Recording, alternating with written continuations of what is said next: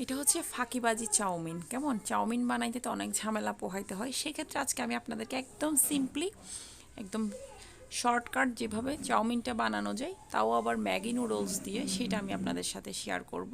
Hello, আসসালামু আলাইকুম, welcome to my channel Farzana cooking. আপনাদেরকে স্বাগতম জানাচ্ছি নতুন একটা রেসিপি দেখার জন্য। সেটা হচ্ছে ইজি ওয়েতে কিভাবে চাউমিন বানাইতে পারবেন। তো চাউমিন বানানোর জন্য আমি নিলাম ম্যাগি নুডলসের এরকম 2টা প্যাকেট, সাথে নিয়েছি 1 কাপ পাস্তা, যে কোনো পাস্তা দিলে হবে, পেঁয়াজ, অল্প মুরগির বুকের মাংস, অল্প গাজর এবং কিছু কাঁচামরিচ। কেমন?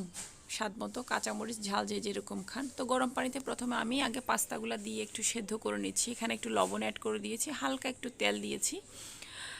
পাস্তাগুলো সেদ্ধ হতেই আমি এখন ম্যাগি নুডলসগুলো অ্যাড করে দিব।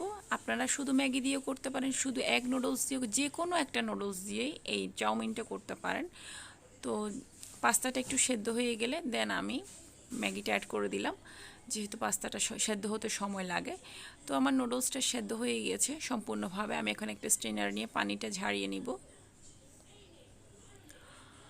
পানি ঝারিয়ে ভালো করে ঠান্ডা পানি দিয়ে ধুয়ে নিলাম, গরম ভাবটা যেন চলে যায়। তো প্যানে আমি 2 টেবিল চামচের মতো রেগুলার রান্নার তেল দিয়ে দিলাম। তো প্রথমেই আমি এখানে চিকেন, পেঁয়াজ এবং সবজিগুলা দিয়ে ভালো করে একটু রান্না করে ফেলবো, যেহেতু চিকেনটা একটু রান্না হতে সময় লাগবে। এখন আমি এগুলো ভালো করে নেড়ে চেড়ে 5 থেকে 7 মিনিটের মতো রান্না করব। সাথে একটু হালকা লবণ অ্যাড করে দিলাম, 1 চা চামচ আদা বাটা অ্যাড করে দিলাম।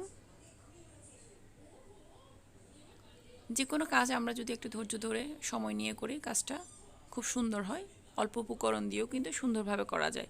তো আমি একটা ম্যাগি নুডলসের প্যাকেট এখানে অ্যাড করে দিলাম চিকেনের সাথে। চিকেনটা যখন হয়ে গেল দেন আমি এখানে সেদ্ধ নুডলসগুলো অ্যাড করে দিলাম।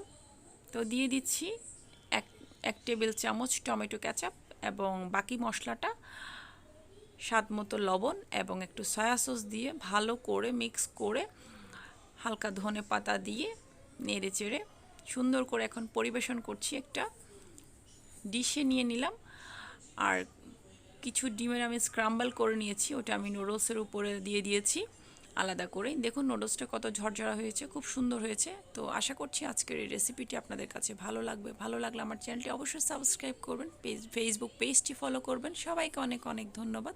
আল্লাহ হাফেজ, আসসালামু আলাইকুম।